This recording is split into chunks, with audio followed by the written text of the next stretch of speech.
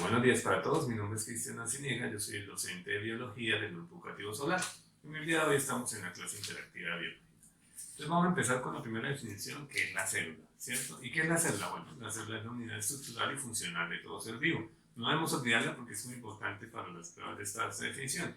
¿Y por qué es la unidad estructural y funcional de todo ser vivo? Bueno, porque cumple con tres condiciones importantes o específicas. Uno, la nutrición, ¿cierto? Entonces ella autónomamente se puede nutrir con relación a lo que hacemos los demás seres vivos. Dos, la relación. ¿Qué es la relación? Bueno, la interacción con las demás células del organismo al que pertenece. Y tres, la reproducción. Ella tiene un mecanismo específico de reproducción, la célula, ¿cierto? Dependiendo del tipo de célula podemos hablar de la mitosis o de la meiosis. Esos son los dos mecanismos de reproducción que tiene ella. Ahora, las células se dividen en dos grupos grandes, ¿cierto? Las procariotas. ¿Qué son las procariotas? Bueno, las procariotas son específicamente las bacterias y son células, digamos, que no tienen un núcleo definido, ¿cierto? Tienen una pared celular, tienen una membrana, pero no tienen un núcleo definido. Entonces, todos sus organelos están regados en el citoplasma. Y están las células eucariotas a las que pertenecemos nosotros, pertenecemos al reino animal, el reino vegetal y el fungi. Entonces, esas células eucariotas, que son las células a las que pertenecemos, hablemos específicamente de las células vegetales y las animales. Cada una de ellas tiene organelos, que son como los órganos internos nuestros, pues esos son los órganos internos para la célula, ¿verdad? Esos organelos tienen algunas características específicas, algunas células tienen la mayoría de los organelos, otras no. En el caso de las vegetales y las animales tenemos similares organelos, variamos en alguno que otro, ¿cierto?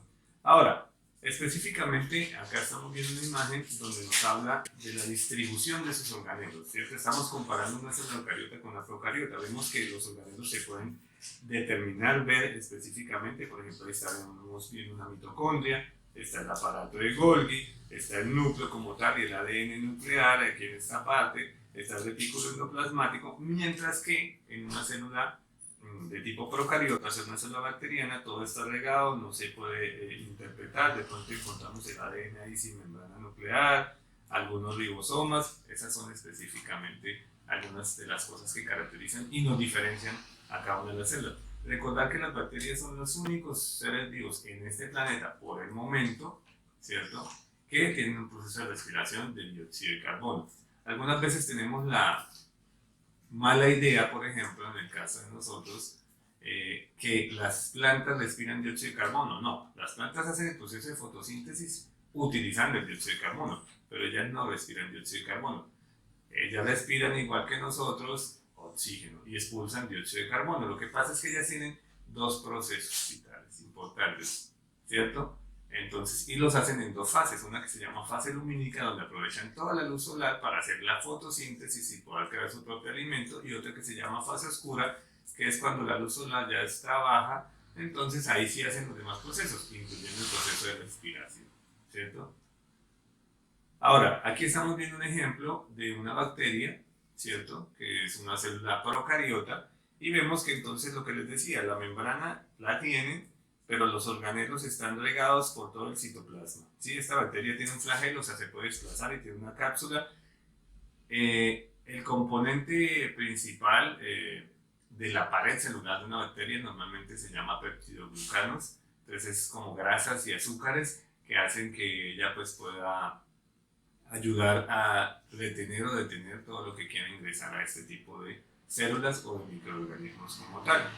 Las células, por su contraparte, las células animales, por ejemplo, entonces encontramos que ellas tienen una membrana que ayuda a defender. Esta membrana se llama membrana semipermeable, que ayuda a permitir el paso o no de las sustancias que quieran ingresar a ella, ¿sí? Y pues tiene todos sus organelos internos. Nos diferenciamos de las células vegetales. ¿En qué sentido? Bueno, en que la célula vegetal tiene una pared celular. Esa pared celular de esa célula está compuesta de algo que se llama celulosa, ¿sí? Y esa pared celular es rígida. La celulosa es un biocompuesto, o sea, es un azúcar como tal, y ella está presente en todas las partes de la planta como tal. De hecho, la encontramos nosotros y la usamos diariamente. ¿En dónde? En la madera, en la hoja que tienen ustedes en las manos para escribir, ¿sí? Entonces la celulosa específicamente ayuda a darle rigidez a la planta y a las células como tal, y ayuda a formar la pared para que no puedan ingresar todas las sustancias. en las células vegetales. Ahora hablemos específicamente de los organelos celulares. Vamos a hablar de la membrana. Entonces, la membrana celular es una membrana que está compuesta por, digamos que es un empalizado, ¿cierto? Y ese empalizado tiene arriba y abajo una capa de grasas. Se llama bicapa lipídica. Esa capa de grasas ayuda a permitir o no el paso de ciertas sustancias. Además está ayudada, aquí podemos ver entonces, está ayudada por diferentes tipos de proteínas y esas proteínas dejan entrar o no sustancias. Algunas sustancias entran directamente, ¿sí? Directamente. Otras sustancias necesitan la ayuda de las proteínas y otras sustancias necesitan la ayuda de las proteínas más el gasto de energía, ¿cierto? La energía en la célula se gasta a través de algo que se llama ATP, ¿sí? Adenosintrifosfato, que más adelante veremos. El ATP es la moneda energética de la célula y es la moneda mínima, ¿cierto? Digamos, en el caso de nosotros acá en Colombia, es como un billete de 1000, ¿sí? Que es el más común. Bueno, el de 2000 es el más común para utilizar, entonces el de más cambio. Entonces es como ese billete, en el caso de nosotros. Ahora, ¿cuál es la función de la membrana?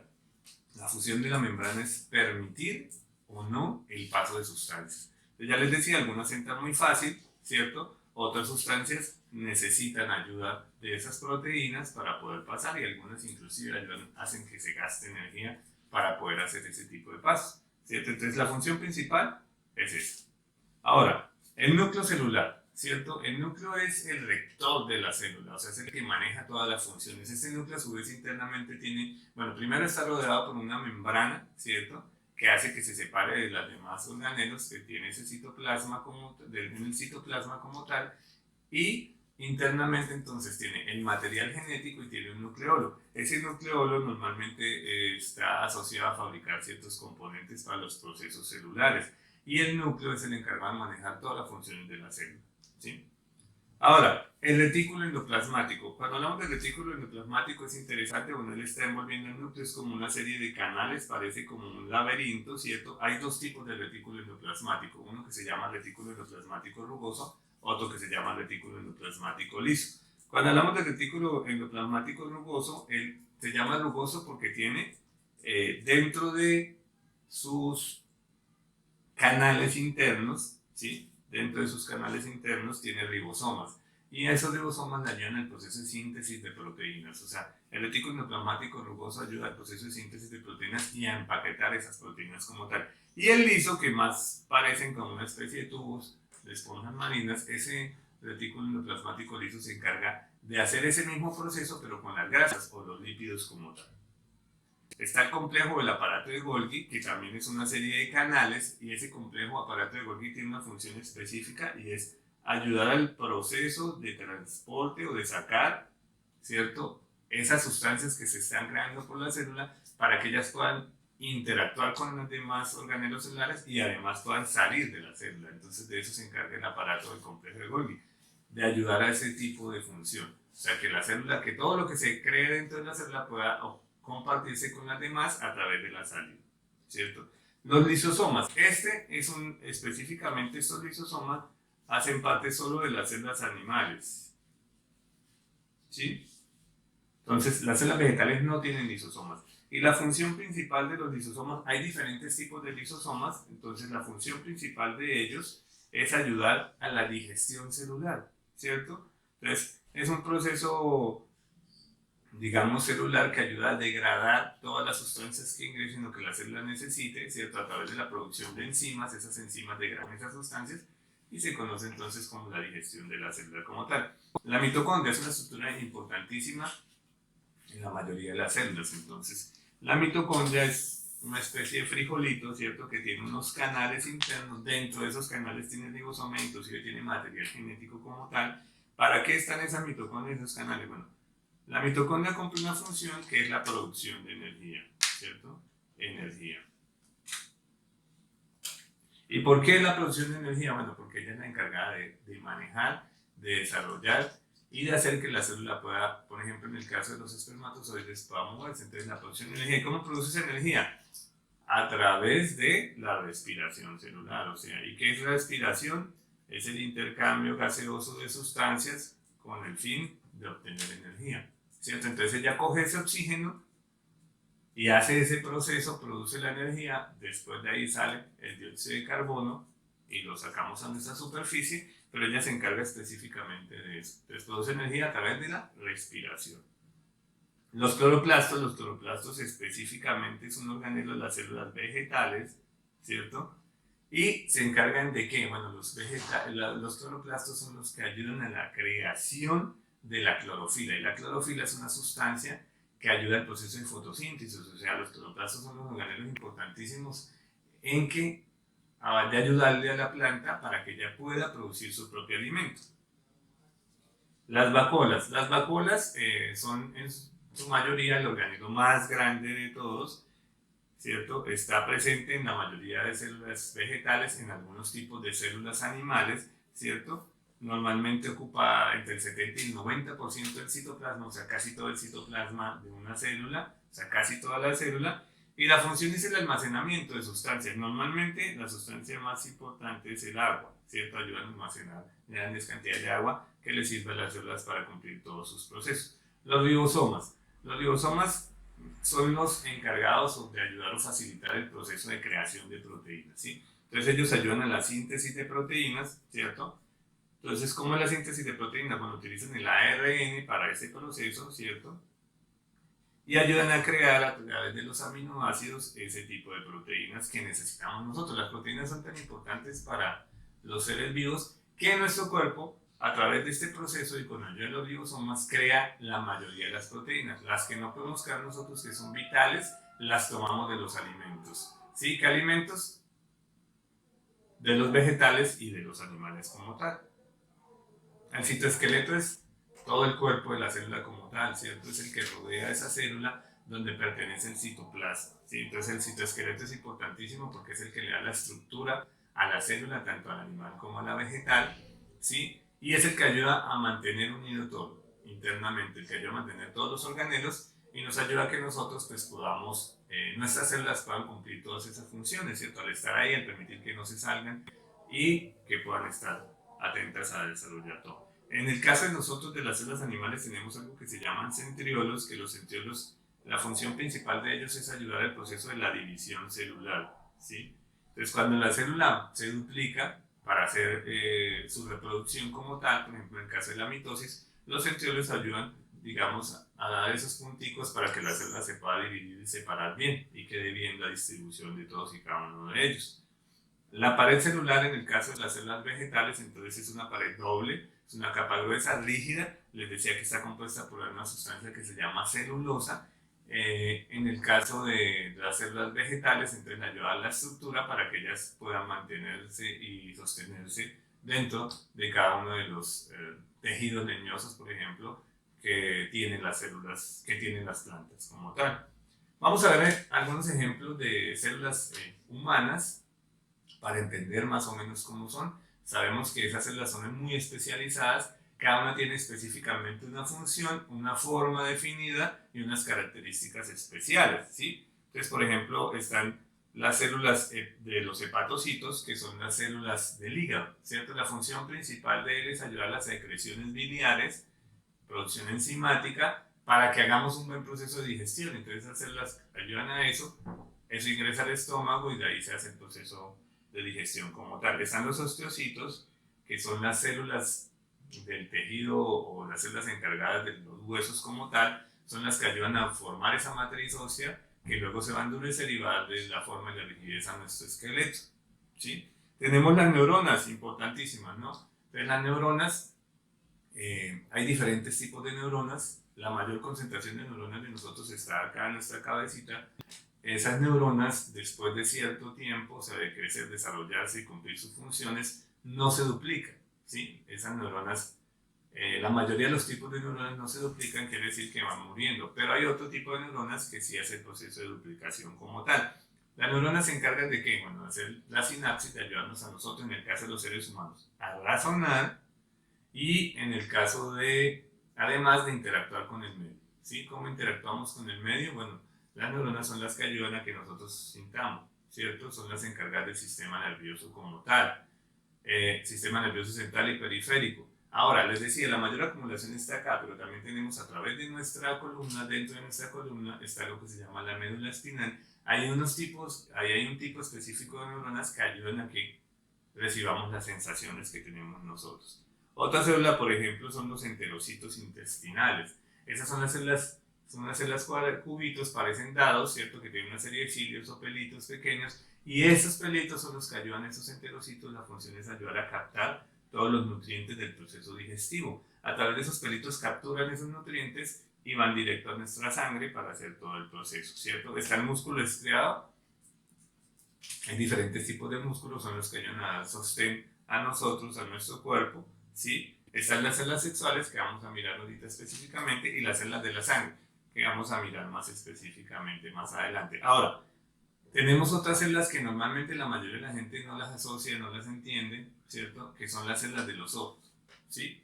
Entonces, cuando hablamos de ellas, hablamos de dos específicamente. Hablamos de los conos y hablamos de los bastones, ¿sí? En el caso de los conos, son las células encargadas de captar la luz blanca y de dividirla. O sea, son las células que nos permiten a nosotros, los seres humanos, ver en colores, ¿sí? Entonces, algunos seres vivos tienen más de esas, menos de las otras, o viceversa, ¿sí? En el caso de nosotros, tenemos más conos, son las que nos ayudan a captar o a ver en colores. Y tenemos los bastones, que son los encargados de, cuando la luz es tenue, entonces de que podamos ver. O sea, de los tonos grises, por ejemplo, son los que nos ayudan a ver de noche. No somos muy buenos en eso los seres humanos, porque pues no tenemos muchas de esas células como tal. Hay otros seres vivos, por ejemplo, algunas aves tienen mayor cantidad de conos, ellos tienen una visión muy buena. De hecho, la visión de ellos es Ultra HD. En el caso, por ejemplo, de compararnos a nosotros con televisores, nosotros seríamos como los televisores a color normalitos, y esas aves serían el televisor Ultra HD 4K, 8K, ¿sí? Entonces tienen una supervisión que no solo pueden ver en alta definición, sino pueden ver a mucha distancia. Entonces pueden captar, por eso son tan buenas en capturar las presas a las que ellos necesitan, sobre todo, por ejemplo, las aves de rapiña. Aunque hay pájaros pequeños que también tienen una muy buena visión. Como también hay otros seres vivos que tienen menos conos, más bastones, entonces son muy buenos viendo de noche, ¿cierto? Sus células ayudan a captar esa luz y a poder ver en alta definición de noche. Nosotros no somos tan buenos en eso, ¿sí? Cuando hablamos de la sangre específicamente, entonces tenemos que hablar de las diferentes células de la sangre como tal, ¿sí? Entonces la sangre tiene, digamos, tres tipos de células. Una que son las plaquetas, que se llaman o se definen como trombocitos. La función principal de las plaquetas es ayudar a la coagulación de la sangre. ¿Cómo es esto? Después de que nosotros, por ejemplo, tenemos una herida acá, nos cortamos, la sangre empieza a brotar, a ver si la herida es muy profunda, hacemos presión. Después de un tiempo deja de salir sangre y se empieza a formar una carchita. Esa carchita que se empieza a formar, entonces es porque las plaquetas están ayudando a ese proceso de coagulación sanguínea, ¿sí? Si nosotros no tuviéramos el factor de coagulación, que es una proteína que ayuda a eso, pues nuestra sangre saldría y se brotaría. De hecho, es una enfermedad genética que afecta normalmente el 99.9% de los hombres que la tienen, ¿cierto? Que se llama hemofilia, ¿sí? Se llama hemofilia. Entonces, para que lo tengan en cuenta y nos olviden, cuando hablemos de genética vamos a mirar específicamente eso. Ahora, están los glóbulos rojos, que para el caso de nosotros, entonces, son las únicas células del cuerpo humano que no tienen núcleo. ¿Por qué no tienen núcleo? Bueno, porque ellas necesitan transportar ciertos nutrientes. Tienen una proteína gigantesca que se llama hemoglobina, que es la que captura el oxígeno o el dióxido de carbono, ¿cierto? Y entonces por eso no tienen núcleo, para ayudar a ese proceso de transportar, ¿sí? Entonces glóbulos rojos o eritrocitos, los llamaremos. Están los glóbulos blancos o leucocitos, que se dividen en 5 grandes grupos, ¿cierto? Están los basófilos, los neutrófilos, los eosinófilos, los monocitos y los linfocitos, que pueden ser linfocitos B o linfocitos T. Estos se dividen en grandes grupos, ¿por qué? Porque cada uno de ellos ataca un antígeno diferente. ¿Qué quiere decir eso? Unos se encargan de ayudar a la producción, entonces, digamos, del sistema de defensa de nosotros, y los otros se encargan de atacar parásitos, virus, bacterias, peones, cada uno de los agentes patógenos que ingresan a nuestro organismo, ¿sí? Entonces ellos son los que dan la batalla y están presentes en ese proceso como tal. Y están las células de la reproducción, ¿cierto? Entonces las células de la reproducción son dos células. Una, los espermatozoides. El espermatozoide entonces tiene una cola o flagelo, que es el que le ayuda a que él se pueda desplazar mediante ese movimiento en busca de ese óvulo, tiene entonces un cuello. Ese cuello está compuesto por mitocondrias, o sea, ese cuello es como la batería de él, que le ayuda a que él pueda moverse, ¿cierto? Y tiene la cabeza, y dentro de la cabeza está el núcleo, que es el que tiene el material genético, que es el importante, ¿sí? Y está el óvulo, normalmente, científicamente se le conoce como ovocito secundario metafásico estratificado con corona radiada y zona pelúcida, ¿sí? Pero dejémoslo en óvulo.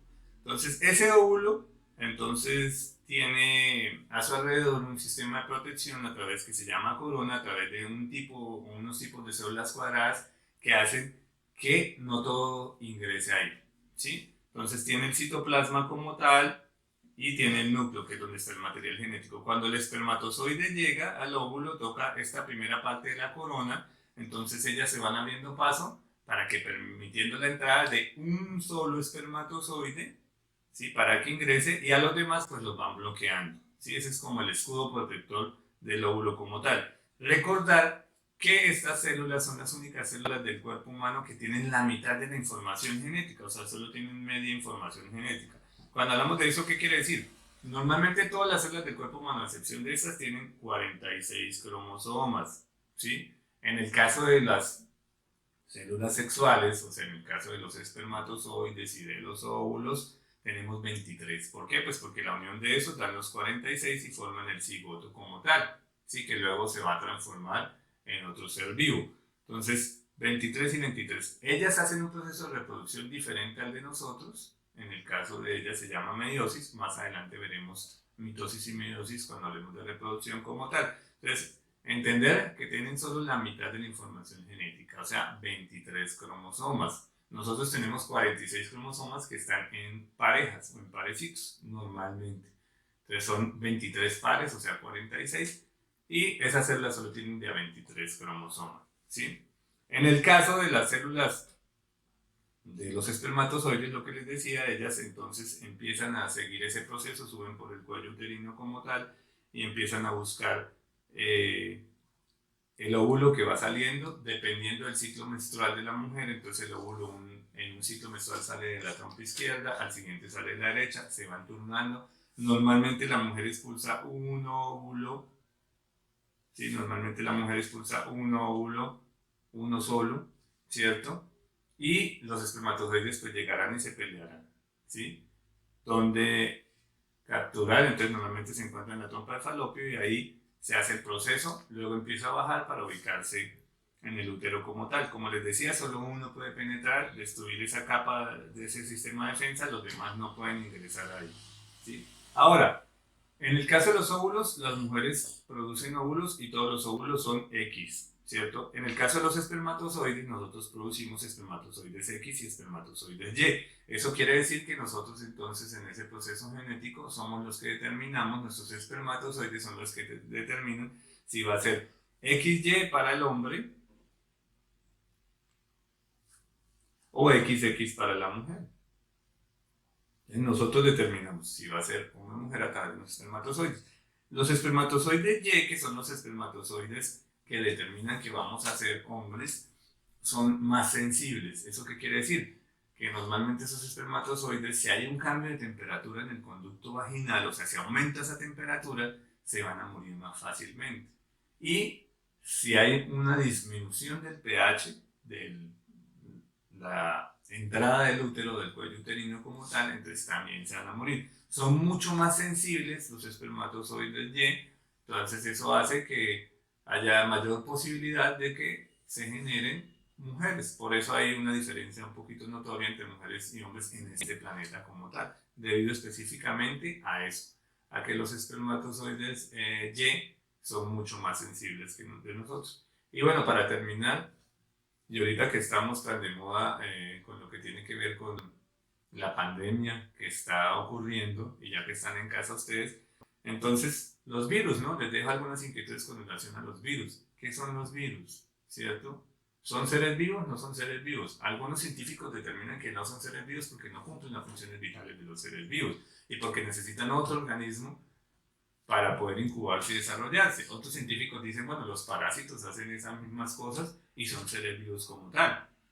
Pero En el caso de nosotros, pues ahí está la inquietud para que averigüen, miren, entonces cumplen con la teoría celular, cumplen las funciones, tienen los mismos organelos como tal. ¿Por qué siguen apareciendo, siguen habiendo virus? Porque este virus que está ahorita de moda, el coronavirus, no es un virus que apareció ayer, ni antier, ni hace 2 meses, ni hace un año. Es un virus que lleva cientos o miles de años en este planeta, ¿cierto? Y que todavía se mantiene. Y aparecerá más y más. Entonces la idea es, averigüemos un poquito. Ahí les queda la inquietud, ya que tienen tiempo en casa, están en vacaciones, pues averigüemos un poquito más sobre los virus, cómo es que se dan, por qué causan enfermedades, para que puedan entonces ustedes tener algunos indicios y puedan realmente saber cómo se debe manejar este tipo de situaciones. Entonces, muchas gracias, nos veremos en la próxima clase. Que descansen y espero que les haya servido mucho. Chao.